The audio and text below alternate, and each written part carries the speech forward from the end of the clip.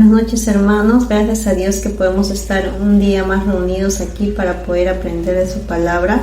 En esta oportunidad pues voy a continuar con la enseñanza de un corazón lleno, combate una vida vacía, parte 2. Voy a dar una introducción donde voy a comentar un poco de la parte 1 para poder entrar en contexto y pues seguir meditando en esta enseñanza.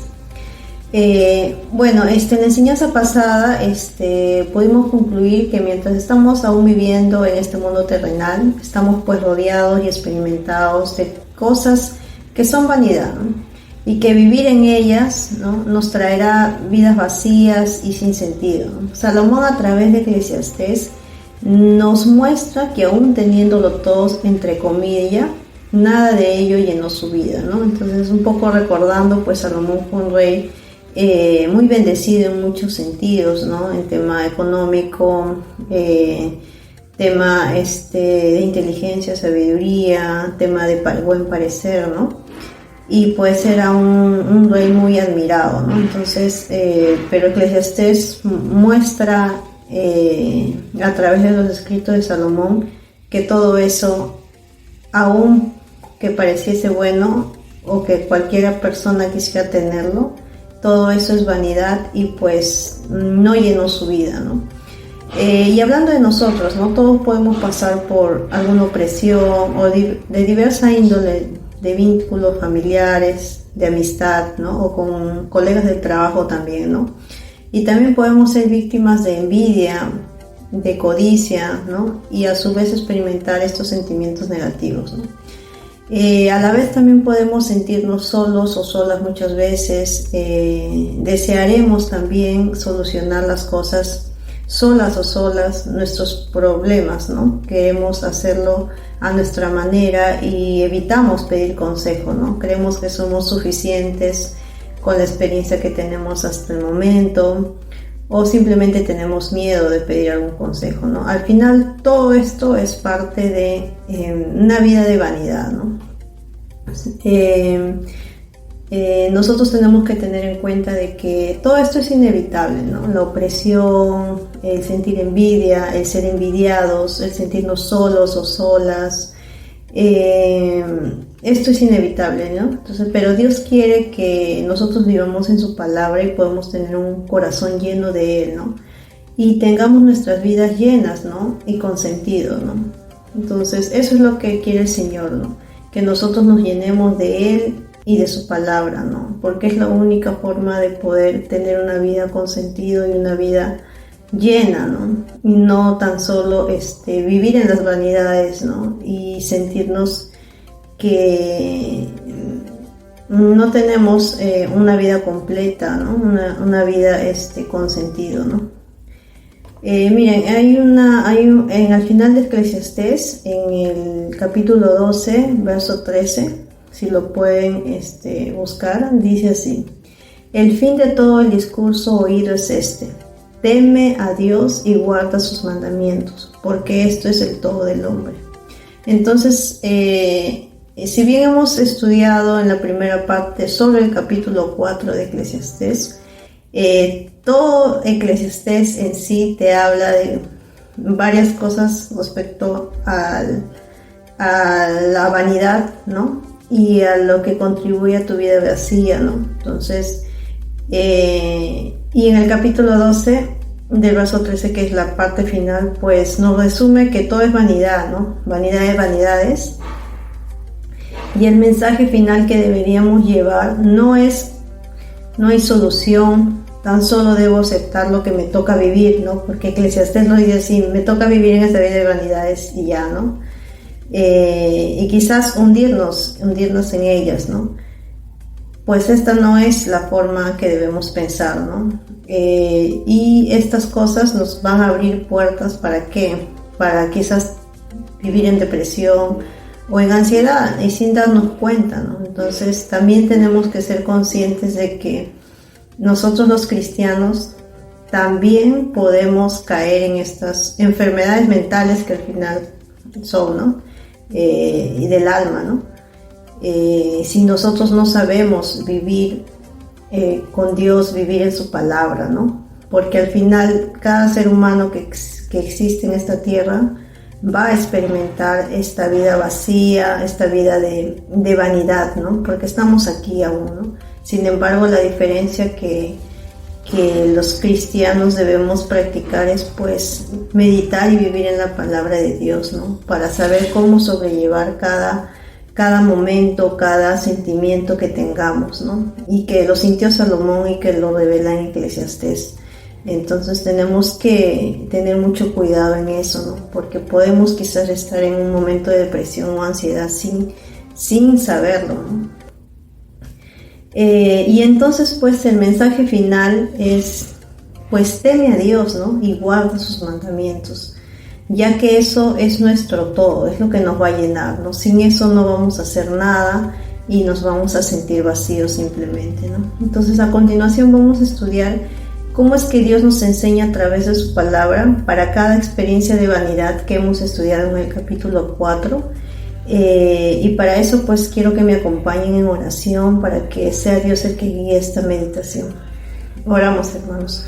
Señor, te agradezco por esta noche, te agradezco por tener a mis hermanos con salud, por los que se han conectado y también por aquellos que no se han logrado conectar, Señor. Te pido que este estudio que tú has puesto, mi Señor, en mi corazón, en mi alma, en mi mente, Señor, y en mi experiencia misma sea de bendición para mis hermanos, Señor. Y que si alguno esté pasando alguna de estos puntos que se está estudiando, Señor, tú puedas librarlo, mi Señor, a través de tu palabra. Sé tú, mi Señor, el que guíe esta meditación, esta enseñanza de principio a fin, y que sea también, mi Señor, para un autoanálisis mío, Señor, para seguir mejorando, mi Señor, cada día y creciendo en tu palabra. En el nombre de Jesús. Amén. Bueno, hermanos, vamos a entrar ya a la parte de la enseñanza. En la parte 1 vimos 4 puntos y uno de ellos fue el tema de la opresión, ¿no? Entonces, en el versículo, vamos a repasar en el versículo 1-3 del capítulo 4, dice así: me volví y vi todas las violencias que se hacen debajo del sol, y he aquí las lágrimas de los oprimidos, sin tener quien los consuele, y la fuerza estaba en la mano de sus opresores, y para ellos no había consolador. Y alabé a los finados, los que ya durmieron, mas a los vivientes, los que viven todavía. Y tuve por más feliz que unos y a otros al que no ha sido aún, que no ha visto las malas obras debajo del sol se hace. Entonces vimos el capítulo 1-3 y estos capítulos hablan de vivir en la opresión, ¿no? Hay personas que viven en la opresión, hay personas que hacen la opresión, ¿no? Entonces en algún momento de nuestras vidas vamos a derramar lágrimas por las acciones de algún opresor, ¿no? Entonces aquel opresor es aquella persona que abusa de su poder, ¿no? Que podría ser nuestro jefe, ¿no? Podría ser nuestro esposo, nuestra esposa también, podría ser incluso nuestros padres, ¿no? O algún amigo o algún colega del trabajo, ¿no? Entonces, para todo esto la palabra de Dios nos enseña que Dios es justo y que nosotros pues debemos de estar preparados en su palabra para enseñar a estas personas qué es lo correcto y cómo deben tratar a las personas. Vamos a ir a 2 de Timoteo 3:16-17. 2 de Timoteo 3:16-17 dice: toda la escritura es inspirada por Dios y útil para enseñar, para redarguir, para corregir, para instruir en justicia, a fin de que el hombre de Dios sea perfecto, enteramente preparado para toda buena obra. Entonces, en esta parte de la Biblia nos muestra que el instruirse en la palabra de Dios nos ayudará a enseñar a otros a realizar las cosas con justicia. De hecho, en nuestra sociedad no vivimos en tiempos de esclavitud claramente, donde se puede visualizar una opresión fácilmente, ¿no? Como en los tiempos antiguos, pero si alguno de esto nos sucede, u otro tipo de abuso de poder, nos será más fácil no solo resistir, ¿no? Sino también enseñar a esas personas que el abuso de poder no es lo correcto de acuerdo a la palabra de Dios, ¿no? Entonces, si estamos pasando por opresión, hermanos, ora al Señor por guía, que sea lo que estés pasando, ¿no? Un tema laboral, sentimental o familiar, más no te dejes hundir en esta opresión, pues si tú lo haces, sentirás que tu vida ya no tiene sentido, ¿no? Y ya no querrás vivir, ¿no? De esa manera, ¿no? Entonces es importante que pues medites en la palabra y de acuerdo a qué tipo de opresión estés pasando, ¿no? De tipo sentimental, de tipo laboral, Dios tiene para cada una de esas cosas una instrucción, un consejo, ¿no? Su manual de vida, que es la Biblia, y ténganlo por seguro que encuentras respuestas cuando tú las buscas de corazón y te instruyes en su palabra, ¿no? Y obviamente acompañado con la oración. Leamos también Romanos 2 del 5 al 6, que dice: pero por tu dureza y por tu corazón arrepentido, atesoras para ti mismo ira para el día de la ira y de la revelación del justo juicio de Dios, el cual pagará a cada uno conforme a sus obras. Lo mejor en estos momentos de opresión que puedas estar pasando es tener tranquilidad y esperanza de que nuestro Padre Celestial es un Dios justo. Es un Dios justo, y ahora, aunque no deseemos el mal a nadie, que no es lo correcto tampoco, sabemos que si esta persona no se arrepiente y sigue cometiendo estos actos que no son correctos, que es oprimir al prójimo, el día del juicio pagará por cada una de sus obras, ¿no? Por cada una de sus maldades. Por ello, incluso a nuestros opresores, angustiadores, debemos darle un buen ejemplo para que en algún momento de su vida puedan arrepentirse, ¿no? Entonces debemos tener compasión también por ellos, ¿no? Entonces, compasión, pero también hay que tener acción, ¿no? Hay que hacer cosas para que ellos puedan ver qué es lo correcto, ¿no? Y que en algún momento, como vuelvo a decir, puedan tomar el camino del arrepentimiento.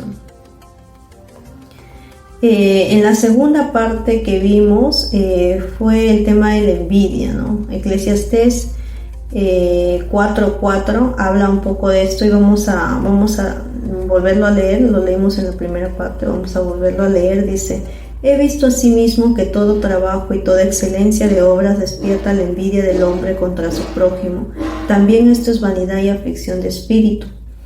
Entonces, otro punto que vimos en la primera parte, como les comento, fue vivir en envidia, ¿no? Envidia porque otra persona logra algo que tú quieres en cualquier ámbito de la vida, laboral, amorosa, en diferentes ámbitos, o simplemente no quieres que otras personas logren cosas, no quieres que otras personas progresen, ¿no? Entonces es como el dicho, ¿no? Que dicen, no comes ni dejas comer, o sea, no luchas por prosperar tú y tampoco quieres que otros prosperen, ¿no? Entonces hay personas que viven en esto, viven en la envidia, y a veces nosotros los cristianos no nos damos cuenta, pero en cierta manera a veces tenemos sentimientos, pero hay otras personas que viven en la envidia, otros creyentes que viven en la envidia, y sutilmente hacen comentarios que pues reflejan que no es un fruto del Espíritu Santo, no es algo que Dios quiere que vivamos, ¿no? Entonces ahí para esta parte del versículo 4, la palabra de Dios nos instruye, nos muestra unos ejemplos claros de los tipos de envidia que pueden existir, ¿no? Miren, en Hechos 7:9, por ejemplo, dice así: los patriarcas, movidos por envidia, vendieron a José para Egipto, pero Dios estaba con él. Entonces aquí podemos ver que la envidia de los hermanos de José no los movió a querer lograr lo que José tenía, por ejemplo, ¿no? Entonces, que era que su padre lo amara y que pues lo veían como un hombre ejemplo, ¿no? Un hombre que amaba a Dios y todo esto. Entonces sus hermanos no los movió, su envidia no los movió a querer tener lo que José tenía, ¿no? Sino que los movió a intentar destruir la vida de su hermano, ¿no? Para que no logre o para que no sea reconocido por su padre o por otras personas, ¿no? Entonces ahí vemos cómo es que la envidia maneja a estas personas, ¿no? Y por ejemplo en Génesis 27:42 dice: y aborreció Esaú a Jacob por la bendición con que su padre le había bendecido, y dijo en su corazón: llegarán los días de luto de mi padre y yo mataré a mi hermano Jacob. Aquí la envidia de Esaú lo llevó a pensamientos perversos y posterior a hechos no agradables ante Dios. Y aquí Esaú hizo todo lo que pudo hacer, mintió, calumnió, todo para obtener lo que su hermano había obtenido, ¿no? En el caso anterior vimos que los hermanos de José simplemente no querían ver lo que él logre cosas y que sea quizás conocido o reconocido, ¿no? Y lo destruyeron a él, ¿no? Y en este caso vemos que Esaú tenía envidia por su hermano también, pero él hizo todo lo posible para obtener lo que su hermano ya había recibido, que era la bendición de su padre, ¿no? Entonces la envidia y los celos te traen pensamientos no correctos que al final se convierten en hechos que está lleno de maldades, ¿no? Entonces, ¿qué nos aconseja la palabra de Dios ante esto, ¿no? Vamos a buscar Filipenses 4 del 8 al 9, que dice: por lo demás, hermanos, todo lo que es verdadero, todo lo honesto, todo lo justo, todo lo puro, todo lo amable, todo lo que es de buen nombre, si hay virtud alguna, si hay algo digno de alabanza, en esto pensad. Lo que aprendisteis y recibisteis y oísteis y visteis en mí, esto haced, y el Dios de paz estará con vosotros. Entonces Dios nos manda a pensar y hacer lo que Él nos ha enseñado, ¿no? Que habla lo justo, lo puro, lo amable, ¿no? Y entonces tendremos paz, la paz que necesitamos. Entonces la envidia no está en eso que nos ha mandado Dios pensar, ¿no? Entonces obviamente que si tú estás pensando en celos, en envidia, obviamente no vas a tener paz en el corazón, y esto va a contribuir a que te sientas vacío y sin sentido, ¿no? Entonces, estar pensando en por qué algún hermano, vecino, familiar logró algún ascenso, alguna compra de algún inmueble, algún título profesional, fama, etc. ¿Y por qué nosotros no? Y hacer comentarios, por ejemplo, ¿con cuánto se habrá endeudado, no? Para comprar eso. Bueno, ellos estudian porque tienen dinero. Seguro ese ascenso fue un tema de vara, ¿no? Entonces, u otros comentarios sutiles, ¿no? Que se pueden usar, deben llevarnos a un autoanálisis, ¿no? Sentimos envidia, fastidio por el triunfo ajeno. Entonces lo más armonioso será, en vez de eso, tener palabras de amabilidad y felicidad, ¿no? Entonces pensar en todo lo amable, ¿no? En todo lo puro, ¿no?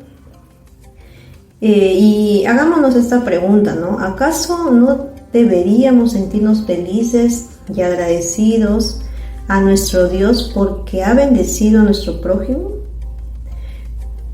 ¿Por qué no deberíamos sentirnos así agradecidos al Señor por haber ayudado y bendecido a un prójimo? Porque sabemos que todo lo que da Dios a cada uno de nosotros es para uso de su gloria, ¿no? Hagámonos esta pregunta, ¿no?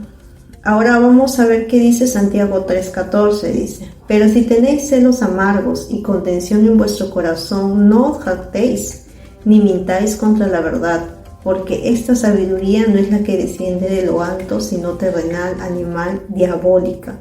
Porque donde hay celos y contención, allí hay perturbación y toda obra perversa.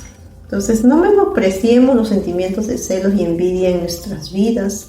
Seamos conscientes que donde haya un mínimo de celos, habrá pensamientos perversos y muchas veces se convertirán en acciones que dañarán a nuestro prójimo, y mucho peor, nos dañaremos a nosotros mismos. porque será como un cáncer que te carcomerá el alma. Nos concentraremos o te concentrarás en hacer el mal al otro y no buscar ser agradecido con lo que tenemos, con lo que Dios nos ha dado, ¿no? Y si deseamos algo mejor, es mejor poner nuestros anhelos en la mano de Dios y trabajar por lograrlos, ¿no? Ponerlos en oración y pues luchar, esforzarnos por lograrlo, ¿no? Para que Dios ponga su mano y su voluntad y podamos lograr eso que queremos, ¿no?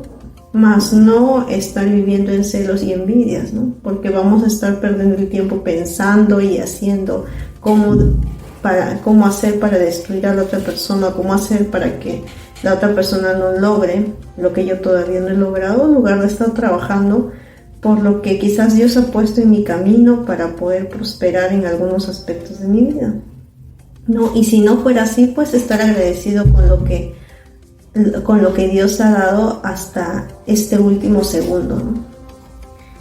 También, hermanos, en Proverbios 23:17, para complementar, dice: no tenga tu corazón envidia de los pecadores, antes persevera en el temor de Jehová todo el tiempo.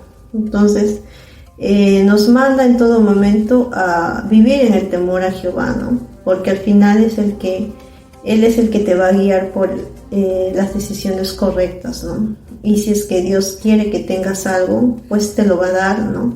Obviamente acompañado del esfuerzo, ¿no? Que siempre nos pide hacer las cosas de una manera responsable y dando lo mejor, ¿no? Pero va a ser su voluntad, ¿no? Más no nuestra voluntad, ¿no? Entonces nos pide y nos dice: no persevera en el temor de Jehová, no persevera en tener envidia, en buscar lo que el otro tiene, ¿no? En lo que quizás otras personas están teniendo, pero tú no sabes cómo lo han logrado, o no sabes para qué va a ser usado en adelante, para la gloria de Dios y para la contribución del ministerio de la Gran Comisión. Entonces, hermanos, quería compartirles esta segunda parte de este estudio de Eclesiastés 4, y espero que les haya sido de bendición, ¿no?, a ustedes, y obviamente también es de bendición para mi vida, porque me ha ayudado a autoanalizarme y también enseñar a otras personas con lo que he vivido. Vamos a orar, hermanos, para terminar. Oramos. Señor, te agradecemos por esta noche, gracias porque tú permites que podamos meditar en tu palabra, podamos conectarnos, mi Señor, por este medio. Te pido de corazón, mi Señor, por aquellos hermanos que estén pasando algún momento de sentimiento de vida vacía, de soledad, de que su vida no tiene sentido. Señor, tú dales, mi Señor, esa luz que necesitan a través de tu palabra, a través de la oración hacia ti. Señor, escúchalos y te pido que tú les guíes y les des sabiduría en cada decisión que vayan a tomar. Te doy gracias por ello, Señor, en el nombre de Jesús. Amén.